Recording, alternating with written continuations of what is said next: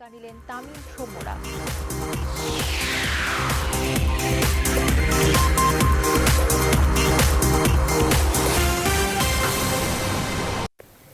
স্বাগত নিউজ 24 রাত 10টার সংবাদে। পুরো সংবাদের সঙ্গে আছি আমরা দুজন, আমি ফারনাজ জুই এবং আমি তাসনিম জান্নাত অর্থী। এতক্ষণ দেখছিলেন সংবাদ শিরোনাম, এবারে বিস্তারিত।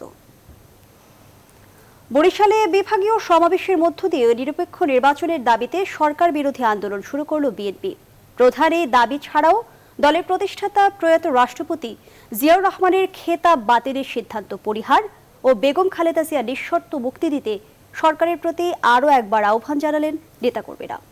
ছাত্রদলের দুই গ্রুপের মধ্যে সংঘর্ষের ঘটনা ঘটলেও বিপুল সংখ্যক নেতাকর্মীর উপস্থিতিতে সমাবেশ সফল হয়েছে বলে দাবি বিএনপির। রাহাত খানের তথ্য, ছবিতে দেখুন ডেস্ক রিপোর্ট। সমাবেশে যোগ দিতে বৃহস্পতিবার সকাল থেকেই বরিশাল জিলা স্কুল মাঠে জমায়েত হন বিএনপি নেতাকর্মীরা। দুপুর নাগাদ কানায় কানায় পূর্ণ হয় সমাবেশ স্থল। বিপুল সংখ্যক আইন শৃঙ্খলা বাহিনীর উপস্থিতিতে বেলা ৩টায় শুরু হয় বিএনপির পূর্ব নির্ধারিত এই বিভাগীয় সমাবেশ। বহুদিন বাদে বরিশালে বিএনপি নেতাকর্মীদের এমন উপস্থিতিতে তৈরি হয় উৎসবের আমেজ। মাঝে ছাত্রদলের দুই গ্রুপের সংঘর্ষে কিছুটা বিশৃঙ্খলা সৃষ্টি হলেও পরক্ষণেই কেন্দ্রীয় নেতাদের বক্তব্যে মনোযোগী হন নেতাকর্মীরা। বরিশাল সিটি কর্পোরেশনের সাবেক মেয়র মুজিবুর রহমান সারোয়ারের সভাপতিত্বে বক্তব্য রাখেন বিগত সিটি নির্বাচনগুলোতে বিএনপির পরাজিত মেয়র প্রার্থীরা।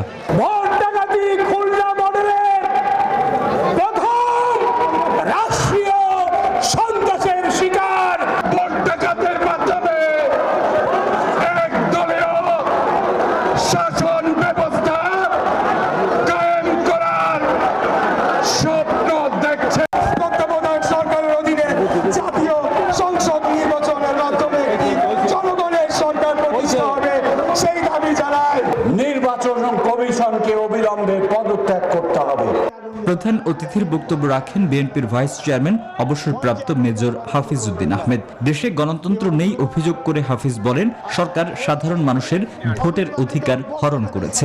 এই দুঃশাসনের অবসান হবে, ইনশাআল্লাহ বিএনপি আবার রাষ্ট্র ক্ষমতায় যাবে। গণ আন্দোলন গড়ে তুলব আমরা টেকনাফ থেকে তেতুলিয়া পর্যন্ত। এর আগে সমাবেশে যোগ দেওয়ার পথে মাওয়া ফেরিঘাটে বিএনপি নেতা ইশরাকের গাড়িবহর বাধার মুখে পড়ে। এছাড়া সমাবেশ ঠেকাতে বাড়ি বাড়ি পুলিশি অভিযান এবং ধরপাকড়ের অভিযোগ করেন নেতাকর্মীরা। Desk report, news 24। প্রধানমন্ত্রী শেখ হাসিনা বলেছেন, জনগণের সেবক হিসেবে ক্ষমতায় এসেছে আওয়ামী লীগ, আর সেজন্যই কারো কাছে হাত পেতে নয়, আত্মমর্যাদাশীল জাতি হিসেবে গড়ে উঠতে বর্তমান সরকারের প্রচেষ্টাগুলো নেওয়া হয়েছে। জাতীয় নিরাপদ খাদ্য দিবস 2021-এর উদ্বোধনী অনুষ্ঠানে গণভবন থেকে অনলাইনে যুক্ত হয়ে প্রধানমন্ত্রী এসব কথা বলেন। বিস্তারিত জানাচ্ছেন আফরিন আনোয়ার। বৃহস্পতিবার গণভবন থেকে ভিডিও কনফারেন্সের মাধ্যমে জাতীয় নিরাপদ খাদ্য দিবস 2021-এর উদ্বোধন করেন প্রধানমন্ত্রী শেখ হাসিনা। আমাদের প্রতিটি পদক্ষেপই হচ্ছে বাংলাদেশের একেবারে প্রত্যন্ত অঞ্চলের মানুষের ভাগ্য পরিবর্তন করা। এ সময় খাদ্যে ভেজাল বন্ধে কঠোর নির্দেশনার পাশাপাশি পুষ্টি নিশ্চয়তা বিধান করার প্রয়োজনীয়তার কথাও উল্লেখ করেন প্রধানমন্ত্রী।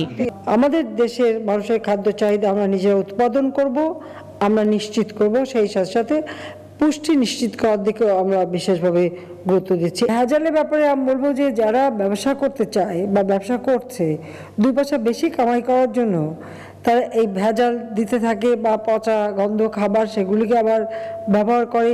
এ ব্যাপারেও একদিকে যেমন সচেতনতা সৃষ্টি করতে হবে, অপরদিকে যেটা করতে হবে সেটা হলো কঠোর হস্তে এটা দমনও করতে হবে।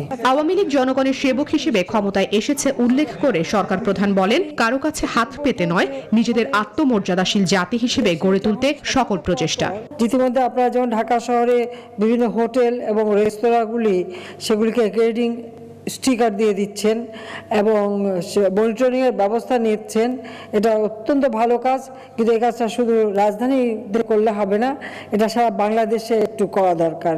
সেদিকেও সবাই আমার মনে হয় আপনারা যথাযথ ব্যবস্থা নিতে পারেন এবং এই ব্যাপারে নজরদারিটা বাড়ানোর জন্য আপনারা যে পদক্ষেপ নেবেন এ বিষয়ে যা সহযোগিতা করা দরকার করব। খাদ্যের স্বয়ংসম্পূর্ণতা অর্জনের পাশাপাশি গুণগত মান নিশ্চিত করতে গবেষণার প্রতিও জোর দেন প্রধানমন্ত্রী। আমরা আমাদের দেশের মানুষের। আফরিন আনোয়ার, নিউজ 24, ঢাকা। আল জাজিরার বিরুদ্ধে মামলা এখনো পুলিশের কাছে আসেনি, আসলে ব্যবস্থা নেওয়া হবে বলে জানিয়েছেন স্বরাষ্ট্রমন্ত্রী আসাদুজ্জামান খান কামাল। বৃহস্পতিবার রাজধানীর মগবাজারে নজরুল শিক্ষালয়ে আয়োজিত এক অনুষ্ঠানে অংশগ্রহণ শেষে সাংবাদিকদের প্রশ্নের জবাবে তিনি একথা বলেন। এ সময় স্বরাষ্ট্রমন্ত্রী আরও বলেন, যথাযথ প্রক্রিয়ার মাধ্যমেই জেনারেল আজিজ আহমেদের ভাই হারিস ও আনিসের মুক্তির প্রক্রিয়া সম্পন্ন হয়েছে। হারিসের নাম পুলিশের ওয়েবসাইটে ওয়ান্টেড হিসেবে এখনও কেন রয়েছে সে বিষয়েও কথা বলেন মন্ত্রী। আইনে 401 ধারায় যে কোনো অপরাধী কিংবা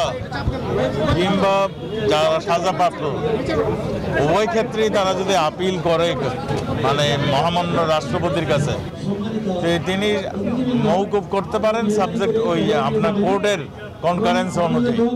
সেই অনুযায়ী তিনি আবেদন করেছিলেন, যেটা আমাদের আইনমন্ত্রী মহোদয় একদম ক্লিয়ারলি আপনাদেরকে জানিয়েছেন। কাজে এই জিনিসটা স্পষ্ট। আগামী 21 মে বিজ্ঞান বিভাগের ক ইউনিটের মাধ্যমে শুরু হবে ঢাকা বিশ্ববিদ্যালয়ের ভর্তি পরীক্ষা। এবারে প্রথম ঢাকা ছাড়াও দেশের 8টি কেন্দ্রে একযোগে পরীক্ষায় অংশ নিতে পারবেন ভর্তি ইচ্ছুক শিক্ষার্থীরা। এবার প্রতিটি ইউনিটে বাড়ানো হয়েছে শিক্ষার্থীদের এসএসসি, এইচএসসি ও সমমানের ফলাফলের ন্যূনতম গ্রেড। আগামী 8 মার্চ থেকে অনলাইনে শুরু হবে আবেদন প্রক্রিয়া। বিস্তারিত মাহমুদুল হাসানের রিপোর্টে। ঢাকা বিশ্ববিদ্যালয়ের প্রথম বর্ষের ভর্তি পরীক্ষার বিষয়ে চূড়ান্ত সিদ্ধান্ত নিতে বৃহস্পতিবার অনুষ্ঠিত হয় ভর্তি কমিটির বিশেষ সভা। বিশ্ববিদ্যালয়ের উপাচার্যের সভাপতিত্বে সিদ্ধান্ত হয় আগামী 21 মে ক ইউনিটের পরীক্ষার মাধ্যমে শুরু হবে প্রথম বর্ষের ভর্তি পরীক্ষার কার্যক্রম। মের 21 তারিখে খ ইউনিটের পরীক্ষা অনুষ্ঠিত হবে। 22 মে 2021 শনিবার ঘ ইউনিট যেটি বাণিজ্য অনুষদ সেটি পরীক্ষা হবে 27/5/2021 বৃহস্পতিবার। ঘ ইউনিট যেটি সমন্বিত গ্রুপ, যেটি আমরা সামাজিক বিজ্ঞান অনুষদের হয়ে থাকে, সেই পরীক্ষা হবে 28/5/2021 শুক্রবার। আগামী 8 মার্চ থেকে 31 মার্চের মধ্যে অনলাইনে আবেদন করতে পারবেন শিক্ষার্থীরা। মাধ্যমিক, উচ্চ মাধ্যমিক ও সমমানের পরীক্ষার ফলাফল বিবেচনায় এবারে প্রতি ইউনিটেই বাড়ানো হয়েছে ন্যূনতম স্কোর। ক ইউনিট যেটা বিজ্ঞান ভিত্তিক অনুষদের জন্য এবার ন্যূনতম যোগ্যতা নির্ধারণ করা হচ্ছে 8.5। কোনো সার্টিফিকেটের ফলাফল 3.5-এর নিচে থাকবে না। আর খ ইউনিট যেটি আমরা কলা অনুষদভুক্ত পরীক্ষা মনে করে থাকি, পরীক্ষার চতুর্থ বিষয় সহ জিপিএ প্রাপ্ত দ্বয়ের যোগফল হবে 8। এবার করোনার পরিবর্তিত পরিস্থিতির কারণে সারা দেশে পরীক্ষা কেন্দ্র করা হয়েছে 8টি। ঢাকার বাইরে আরও 7টি কেন্দ্রের মধ্যে শিক্ষার্থীরা তাদের পছন্দ মতো কেন্দ্রে অংশ নিতে পারবেন ভর্তি পরীক্ষায়। মাহমুদুল হাসান, নিউজ 24, ঢাকা। ব্রাহ্মণবাড়িয়ার নাসিরনগরে ধর্ষণের ঘটনায় ভুক্তভোগী শিশুর আলাদা 3টি মেডিকেল রিপোর্ট ও একটি ছাড়পত্রে অসামঞ্জস্যতার ঘটনায় অভিযুক্তদের ব্যক্তিগত হাজিরা থেকে অব্যাহতি দিয়েছে হাইকোর্ট। এর আগে বৃহস্পতিবার সকালে ঘটনার ব্যাখ্যা দিতে হাইকোর্টে হাজির হন ব্রাহ্মণবাড়িয়ার সিভিল সার্জন, পুলিশ সুপার সহ 12 কর্মকর্তা। পরে আদালতে দোষ স্বীকার করে ক্ষমা প্রার্থনা করেন তারা। শুনানি শেষে হাইকোর্টের বিচারপতি শেখ মোহাম্মদ জাকির হোসেন ও বিচারপতি KM জাহিদ সারওয়ারের সমন্বয়ে গঠিত বেঞ্চ তাদের ব্যক্তিগত হাজিরা থেকে অব্যাহতির এই আদেশ দেন। গত 9 সেপ্টেম্বর এই ধর্ষণের ঘটনা ঘটে। এরপর গত 17 জানুয়ারি এক আসামির জামিন শুনানিতে ভুক্তভোগী শিশুর 3টি আলাদা মেডিকেল রিপোর্ট ও একটি ছাড়পত্রে অসামঞ্জস্য ধরা পড়ে। এরপর আদালত ব্রাহ্মণবাড়িয়ার সিভিল সার্জন, পুলিশ সুপার সহ সংশ্লিষ্ট 12 জনকে তলব করে আদেশ দেন।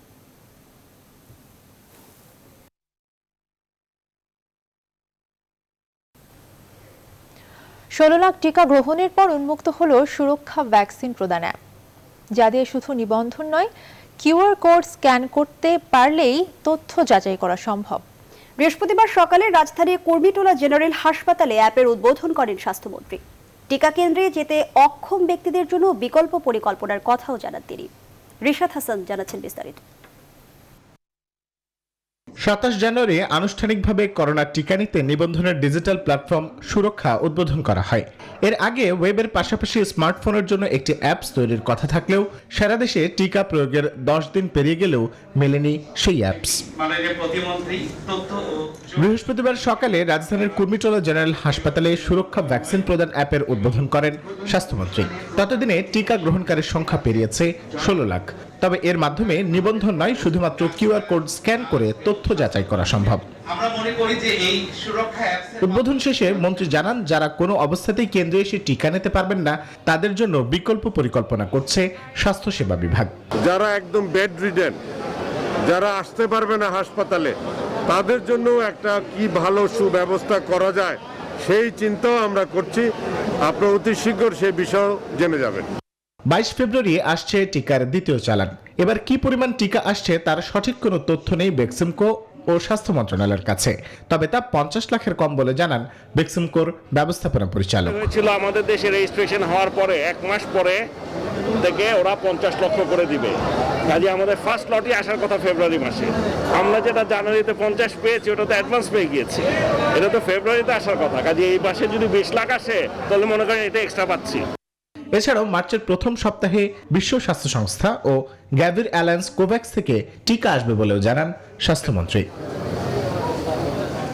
রিশাদ হাসান, নিউজ 24, ঢাকা। বিভ্রান্তি এবং অপপ্রচারে কান না দিয়ে সবাইকে করোনার টিকা নেওয়ার আহ্বান জানিয়েছেন পররাষ্ট্রমন্ত্রী ডক্টর এ কে আব্দুল মোমেন।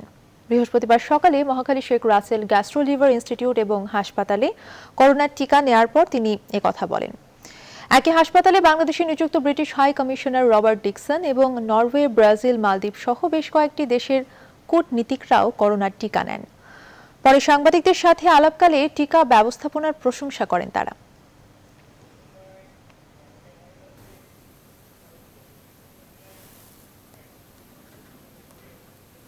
করোনার পরিবর্তিত পরিস্থিতির মাঝে আন্তর্জাতিক মাতৃভাষা দিবস উদযাপনে বিশেষ নির্দেশনা দিয়েছে ঢাকা মেট্রোপলিটন পুলিশ ও ঢাকা বিশ্ববিদ্যালয় প্রশাসন।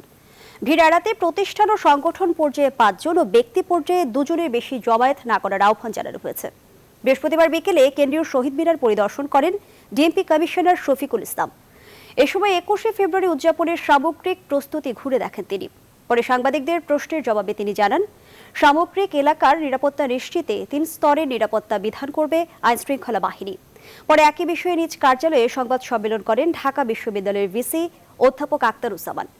এ সময় পলাশীর মোড় থেকে শহীদ মিনার পর্যন্ত পুরো এলাকায় সামাজিক দূরত্ব মেনে দিবস উদযাপনের আহ্বান জানান তিনি।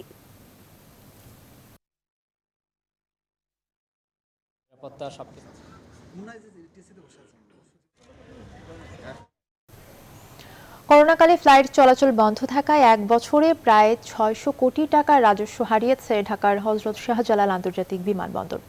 তবে সেই ধাক্কা সামলে ফের চিরচেনা রূপে ফিরছে বিমানবন্দরটি।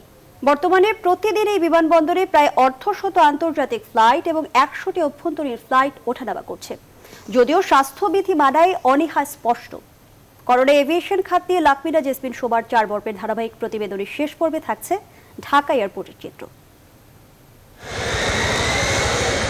এয়ারপোর্টে যেন তিল ধারণের জায়গা নেই। ঢাকা থেকে সৌদি, কাতার, দুবাই সহ বিভিন্ন গন্তব্যে ফিরছেন এইসব যাত্রীরা, বেশিরভাগই অভিবাসী কর্মী। ফ্লাইট চালু হওয়ায় খুশি, তবে স্বাস্থ্যবিধি মানতে যত অনীহা তাদের। করোনা ভাইরাসের জন্য সমস্ত দূরত্ব রাখার জন্য করছে, এটা তো কিছুই হচ্ছে না। বলে মানুষের চলতেছে না। আমাদের বাংলাদেশ এয়ারপোর্টে কতটুকু নিরাপত্তা আছে, কতটুকু কি আছে তো সবাই জানে। এত করোনার ভিতরে যে সংখ্যা ছিল তার ভিতরে যে ফ্লাইট চালু হয়েছে এর জন্য আমরা খুশি। ঢাকা এয়ারপোর্টের এবারের এই দৃশ্য 4 মাস আগের, যখন এয়ারপোর্ট জুড়ে ছিল শুনশান নীরবতা। করোনার ছোবলে 3 মাস ফ্লাইট বন্ধ থাকায় অন্তত 600 কোটি টাকা রাজস্ব হারিয়েছে সরকার। শাহজালাল আন্তর্জাতিক বিমানবন্দর কর্তৃপক্ষ বলছে 2019 সালের এপ্রিল থেকে ডিসেম্বর 1 বছরে অ্যারোনটিক্যাল, নন অ্যারোনটিক্যাল চার্জ বাবদ বিমানবন্দরের আয় হয়েছিল 1105 কোটি টাকা।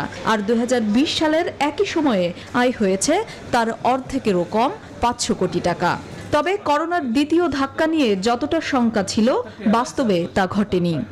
সেকেন্ড ওয়েভের প্রভাব তেমন খুব একটা পড়েনি। রাদার আমাদের ফ্লাইটের যে ডিমান্ড বিভিন্ন এয়ারলাইন্সের, সৌদি এয়ারলাইন্স, কাতার এবং এমিরেটস এবং অন্যান্য এয়ারলাইন্সের, সমস্ত এয়ারলাইন্সের ফ্লাইটের ডিমান্ড অনেক বেশি, বাট তাদের চাহিদা মতো আমরা দিতে পারছি না, কারণ ডিউ টু আমাদেরকে স্বাস্থ্যবিধি মেনটেন করে আপনারা জানেন যে সামাজিক দূরত্ব একটা বিষয় আছে। সুতরাং আমরা চাইলে আগের অবস্থা ফিরে আসতে পারবো না যতদিন আমাদের সঙ্গে কোভিড থাকবে। বিমানবন্দর কর্তৃপক্ষ জানায় ঢাকা এয়ারপোর্টে বর্তমানে প্রতিদিন আন্তর্জাতিক রুটে প্রায় 50টি বাণিজ্যিক ফ্লাইট ওঠানামা করছে। স্বাভাবিক সময়ে এই সংখ্যা থাকে 100টির মতো। আর অভ্যন্তরীণ রুটে করোনার ধাক্কা সামলে স্বাভাবিক সময়ের মতোই পুরা দমে ফ্লাইট চলাচল শুরু হয়েছে। করোনার ধাক্কায় বিশ্বব্যাপী আন্তর্জাতিক ফ্লাইটগুলো তছনছ হলেও ঘুরে দাঁড়ানোর প্রচেষ্টায় বাংলাদেশের এভিয়েশন খাত। সিভিল এভিয়েশন কর্তৃপক্ষ বলছে, দেশের অর্থনৈতিক উন্নয়নের স্বার্থে ফ্লাইট বন্ধ করে নয়, বরং বাড়তি সতর্কতা অবলম্বনের মাধ্যমে বাংলাদেশের আকাশ উন্মুক্ত রাখতে চায় সরকার। লাকমিনা জেসমিন সোমা, নিউজ 24, ঢাকা। 5 জনের 3 জনই কিশোর। লোভনীয় বিজ্ঞাপন দিয়ে অনলাইনে পণ্য বিক্রির নামে নতুন ফাঁদ পেতেছিল তারা। গেল 6 মাসে প্রতারণার মাধ্যমে মানুষের কাছ থেকে হাতিয়ে নিয়েছে মোটা অঙ্কের টাকা। তবে শেষ পর্যন্ত অবসান ঘটল এই বাণিজ্যের। 5 সদস্যকে নওগাঁ থেকে গ্রেফতার করেছে পুলিশের সাইবার ক্রাইম ইউনিট। বিস্তারিত জানাচ্ছেন নাইম আলজিকো। খুব শান্তশিষ্ট দেখতে মনে হলেও এই কিশোর ও তরুণদের চক্রটি সামাজিক যোগাযোগ মাধ্যমে খুলেছিল প্রতারণার নতুন ফাঁদ। লোভনীয় বিজ্ঞাপন দিয়ে বিদেশ থেকে অল্প দামে পণ্য এনে দেওয়ার নামে মানুষের কাছ থেকে মোবাইল ব্যাংকিংয়ের মাধ্যমে অগ্রিম হিসেবে নিত মোটা অঙ্কের টাকা। আর টাকা পেলেই সব ধরনের যোগাযোগ বন্ধ করে দিত চক্রটি। তাদের প্রতারণার শিকার হয়েছেন অনলাইন শপের এই উদ্যোক্তা। জানান, অনলাইন শপের জন্য মেয়েদের 60টি ব্যাগ অর্ডার করেন তিনি, যার মধ্যে 30,000 টাকা অগ্রিমও দেন। টাকা দেওয়ার কিছুদিন পরেই বোঝেন তিনি প্রতারণার শিকার হয়েছেন। যখন বললি যে বাকি টাকাটা আমি ক্যাশ অন দেবো, প্রোডাক্ট পাওয়ার পর আমি আর অ্যাডভান্স করবো না, তখন সেই মুহূর্তে সে আমাকে সব জায়গা থেকে ব্লক করে দেয়। পুলিশ বলছে 6 মাসে বহু মানুষের সাথে প্রতারণা করেছে চক্রটি। মূলত প্রথমে অ্যাডভান্স চাওয়া হয়, তাতে রাজি না হলে কৌশলে ডেলিভারি চার্জ নিয়ে যোগাযোগ বন্ধ করে দেয়াই ছিল চক্রটির কাজ। তারা প্রায় শতাধিক লোকের কাছ থেকে ডেলিভারি চার্জ নিয়েছে। মানে এই প্রতারণাটা এইভাবে করতো যে আপনি ডেলিভারি চার্জটা দিয়ে দেন, বাকি পণ্য পাওয়ার পরে ক্যাশ অন ডেলিভারি করবেন। সেক্ষেত্রে ডেলিভারি পেমেন্টটা ছিল হচ্ছে 150 টাকা থেকে শুরু করে 1,500 টাকা পর্যন্ত। শুধু রাজপথেই নয়, সাইবার ভিত্তিক অধিকাংশ অপরাধ কিশোররাই ঘটাচ্ছে বলেও জানান পুলিশের এই কর্মকর্তা। তারা যে শুধু B2B প্ল্যাটফর্ম। নাইম আলচিকো, নিউজ 24, ঢাকা। দেশে নানামুখী ষড়যন্ত্র হচ্ছে এবং সেজন্য সবাইকে সতর্ক থাকার আহ্বান জানিয়েছেন তথ্যমন্ত্রী ডক্টর হাসান মাহমুদ। জাতীয় প্রেস ক্লাব আয়োজিত ভাষা আন্দোলনে বঙ্গবন্ধু শীর্ষক সেমিনারে বৃহস্পতিবার তিনি একথা বলেন। তথ্যমন্ত্রী বলেন, ভাষা আন্দোলন সংগঠিত করার অপরাধে 1949 সালে বঙ্গবন্ধু গ্রেপ্তার হন। এমনকি ভাষা আন্দোলনে বাধা দেওয়ার প্রতিবাদে ফরিদপুরে জেলে বসে অনশন করেছেন বঙ্গবন্ধু। জাতীয় প্রেস ক্লাবের সভাপতি ফরিদিয়া ইয়াসমিনের সভাপতিত্বে সেমিনারে উপস্থিত ছিলেন বাংলা একাডেমির সভাপতি শামসুজ্জামান খান সহ অন্যান্যরা।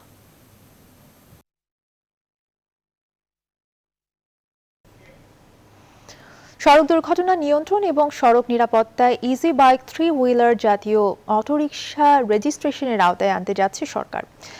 এজন্য একটি সাব কমিটি গঠন করা হয়েছে বলে জানিয়েছেন সড়ক পরিবহন ও সেতুমন্ত্রী ওবায়দুল কাদের। বৃহস্পতিবার রাজধানীর বিআরটি এর প্রধান কার্যালয়ে জাতীয় সড়ক নিরাপত্তা কাউন্সিলের 28তম সভায় অনলাইনে যুক্ত হয়ে তিনি এসব কথা বলেন। টোয়াকারে যানবাহনগুলো এখন দুর্ঘটনার অন্যতম কারণ। শুধু জেলা নয়, উপজেলা, ইউনিয়ন, গ্রামের রাস্তায়ও আজকে ছড়িয়ে আছে। ইজি বাইক ধরনের 3 চাকার গাড়ি রেজিস্ট্রেশনের আওতায় আনতে গেলে কি কি চ্যালেঞ্জ রয়েছে সেসব বিষয়ে স্পষ্ট করতে হবে। কাজ শুরু করে পিছিয়ে আসা যাবে না, আবার শুরুর আগে আমাদের প্রস্তুতি নিতে শুরু করতে হবে। নির্বাচনের আগের রাতে এইভাবে ভোট চুরি এর আগে বাংলাদেশে কোনো সরকারের আমলে ঘটেনি। বাংলাদেশ ছাত্র অধিকার পরিষদের প্রথম প্রতিষ্ঠা বার্ষিকীর দিনে এমন অভিযোগ করেছেন অনুষ্ঠানে অংশ নেওয়া বক্তারা। বৃহস্পতিবার রাজধানী বিজয়নগরে আয়োজিত এক অনুষ্ঠানে সরকারের নানা সমালোচনা করেন তারা। যে নির্বাচনের আগের রাতে প্রত্যেকটা দেশের প্রত্যেকটা মানুষকে সাক্ষী রেখে ভোট চুরি করে এবং কি পরিমাণ উদ্ধত থাকলে যে যা ইচ্ছা করবো কিছু করতে পারবি না তোরা। আমি বাংলাদেশের ইতিহাসে দেখি নাই লুটপাট হয়েছে, হাওয়া ভবন হয়েছে, অনেক দুর্নীতি হয়েছে। আমি বাংলাদেশে দেখি নাই বাংলাদেশ ব্যাংকই লুট হয়ে গেছে। বিশ্বজিতের মতো নিরীহ দর্জি তাকে হচ্ছে ছাত্র রাজনীতির বলি হতে হয়। তো এই 2 শ্রেণীর ছাত্রের কথা বললাম। এক শ্রেণী হচ্ছে তাদের যৌক্তিক ন্যায়সঙ্গত দাবির জন্য আন্দোলন করে, আর এক শ্রেণী হচ্ছে তাদেরকে দমন করার জন্য মাঠে উঠে পড়ে লেগেছে। মেসে প্রবেশ করে বরিশাল বিশ্ববিদ্যালয়ের শিক্ষার্থীদের ওপর হামলার ঘটনায় অজ্ঞাতনামা শতাধিক ব্যক্তির বিরুদ্ধে মামলা করেছে বিশ্ববিদ্যালয় কর্তৃপক্ষ। বৃহস্পতিবার বরিশালের কোতোয়ালী থানায় এই মামলা দায়ের করা হয়। এদিকে 48 ঘন্টার মধ্যে হামলাকারীদের গ্রেফতারের দাবিতে বৃহস্পতিবার সকালে বরিশাল কুয়াকাটা মহাসড়ক অবরোধ করে শিক্ষার্থীরা। পরে অভিযুক্তদের গ্রেফতারের আশ্বাসে অবরোধ তুলে নেয়। এদিকে শিক্ষার্থীদের নির্যাতনের প্রতিবাদে এবং হামলাকারীদের গ্রেফতারের দাবিতে বরিশালে বিক্ষোভ সমাবেশ ও মিছিল করেছে সমাজতান্ত্রিক ছাত্রফ্রন্ট। একই দাবিতে যশোর সরকারি MM কলেজ এবং গোপালগঞ্জ বঙ্গবন্ধু শেখ মুজিবুর রহমান বিজ্ঞান ও প্রযুক্তি বিশ্ববিদ্যালয় ক্যাম্পাসে মানববন্ধন করেছে শিক্ষার্থীরা।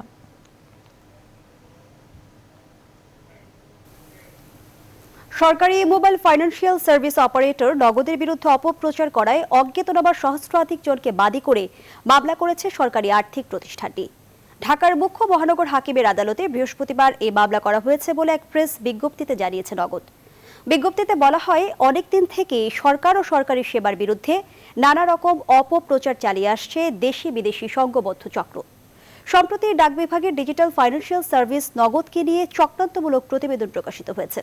গত কয়েকদিনে একটি কোম্পানি তাদের ডিস্ট্রিবিউটরদের মাধ্যমে সারা দেশে এই প্রতিবেদন সহ মিথ্যা ও মন গড়া নানা বক্তব্য সম্বলিত একাধিক লিফলেট বিতরণ করেছে, যার ভিডিও সামাজিক যোগাযোগ মাধ্যমেও ছড়িয়ে পড়েছে।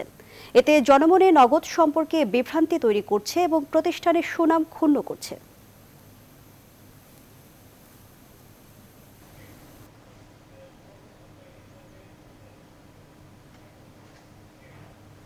এবারে ফার্স্ট সিকিউরিটি ইসলামী ব্যাংক অর্থ বাণিজ্যের সংবাদ।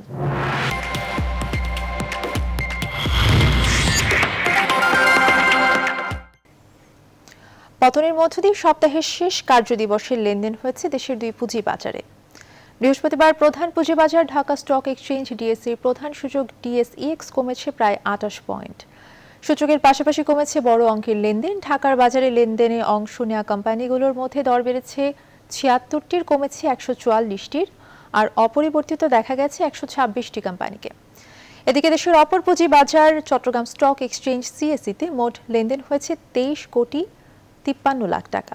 এদিন CSE-র প্রধান সূচক কমেছে 120 পয়েন্ট।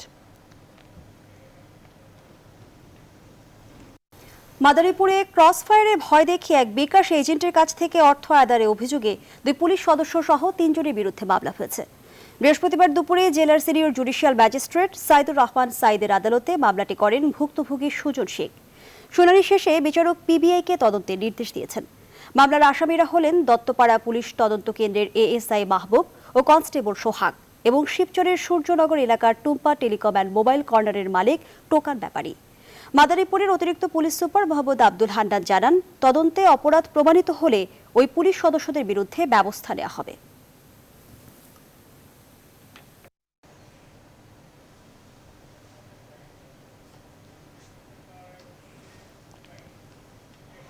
আন্তর্জাতিক প্রসঙ্গ। ধরপাকড় বাড়িয়ে বিক্ষোভ দমানোর চেষ্টায় মিয়ানমারের সামরিক বাহিনী। দেশটির সরকারি দপ্তরগুলোতে চলা ধর্মঘট উৎসাহিত করায় 6 জনপ্রিয় ব্যক্তির বিরুদ্ধে গ্রেফতারি পরোয়ানা জারি করেছে জান্তা সরকার। তাদের বিরুদ্ধে সরকারি কর্মচারীদের আইন অমান্য করে আন্দোলনে যোগ দিতে উৎসাহিত করার অভিযোগ আনা হয়েছে। এ পর্যন্ত গ্রেফতার হয়েছে প্রায় 500 মানুষ। অবশেষে মার্কিন প্রেসিডেন্ট জো বাইডেনের ফোন পেলেন ইসরায়েলের প্রধানমন্ত্রী। এজন্য নেতানিয়াহুকে অপেক্ষা করতে হয়েছে 27 দিন। তেল আবিব জানায়, বুধবার সেই ফোন আলাপে উঠে আসে ইরানকে মোকাবেলার কৌশল। ছিল ইসরায়েলের সঙ্গে আরব দেশগুলোর পারস্পরিক সম্পর্কের নানা বিষয়ও। এদিকে উইঘুর ইস্যুতে মানবাধিকার লঙ্ঘনের দায়ে চীনকে ফের কড়া হুঁশিয়ারি দিলেন বাইডেন।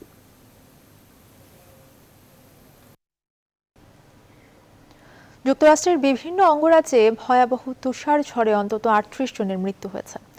তীব্র তুষারপাতের কারণে সবচেয়ে বেশি বিপর্যস্ত হয়ে পড়েছে টেক্সাস অঙ্গরাজ্য। তুষারপাতের কারণে বিদ্যুৎ বিচ্ছিন্ন অবস্থায় রয়েছে ওই রাজ্যের প্রায় 70 লাখ মানুষ। আগামী শনিবারের আগে বিদ্যুৎ নাও ফিরতে পারে বলে বাসিন্দাদের প্রস্তুতি নিতে বলা হয়েছে।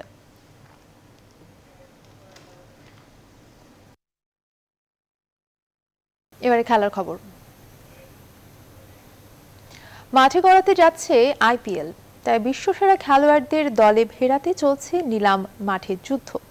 সর্বোচ্চ দামে ক্রিস মরিসকে দলে নিয়েছে রাজস্থান রয়্যালস, আর সাকিব আর মুস্তাফিজকে কিনে নিয়েছে কলকাতা নাইট রাইডার্স এবং রাজস্থান রয়্যালস। বিস্তারিত তাবাসসুম আহমেদের প্রতিবেদনে। আসছে এপ্রিলে মাঠে গড়াতে যাচ্ছে জনপ্রিয় tournament Indian premier league IPL। একটি দেশ 8টি দল আর লড়বে বিশ্বসেরা সব খেলোয়াড়রা, তাই সেরাদের দলে ভিড়াতে চলছে দলগুলোর মধ্যে কাড়াকাড়ি। Shakib Al Hasan from Bangladesh। শেষ পর্যন্ত পুরনো ঠিকানায় ফিরে যাওয়া সাকিব আল হাসানের ক্যারিয়ারের প্রথম ফ্র্যাঞ্চাইজি কলকাতা নাইট রাইডার্স এবারের আসরে 3,20,00,000 রুপিতে কিনে নিল বিশ্বসেরা এই অলরাউন্ডারকে। সাকিবকে দলে পাওয়ার লড়াই জমেছিল কলকাতা ও কিংস 11 পাঞ্জাবের মধ্যে। শেষ পর্যন্ত নিলাম জিতে নেয় Kolkata night Riders. Thank you Punjab Kings for KKR। Sold to you, sir. Well done। বাংলাদেশের হয়ে টুর্নামেন্টে জায়গা পেয়েছে কাটার মাস্টার মুস্তাফিজও। একমাত্র দল হিসেবে রাজস্থান রয়্যালসই আগ্রহ দেখায় এই বাঁহাতি পেসারকে নিয়ে। পরে 1 কোটি রুপিতে রয়্যালসই কিনে নেয় মুস্তাফিজকে। Here with Royals 100-100। নিলামে দক্ষিণ আফ্রিকার বোলিং অলরাউন্ডার ক্রিস মরিসকে নিয়ে চলে তুমুল কাড়াকাড়ি। রাজস্থান রয়্যালস রেকর্ড 16,25,00,000 রুপিতে কিনে নেন মরিসকে। তিনি এখন আইপিএল এর ইতিহাসে সবচেয়ে দামি খেলোয়াড়ে পরিণত হয়েছেন।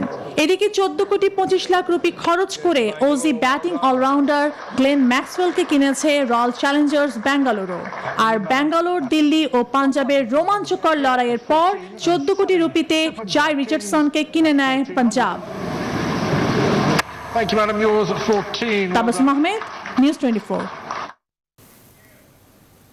প্রথম দফায় করোনার টিকা দেওয়া হয়েছে জাতীয় দলের ক্রিকেটারদের। বৃহস্পতিবার রাজধানীর কুর্বিটোলা জেনারেল হাসপাতালে তামিম, সৌম্য, মিরাজ, তাসকিন সহ 6 ক্রিকেটার ও কোচিং স্টাফদের ভ্যাকসিন দেওয়া হয়।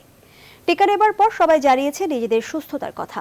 ধীরে ধীরে সব ক্রিকেটারদের ভ্যাকসিনের আওতায় নিয়ে আসার কথা জানিয়েছেন বিসিবি সভাপতি নাজমুল হাসান পাপন।